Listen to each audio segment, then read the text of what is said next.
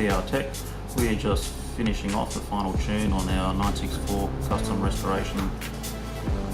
Hopefully we'll have a number for us soon.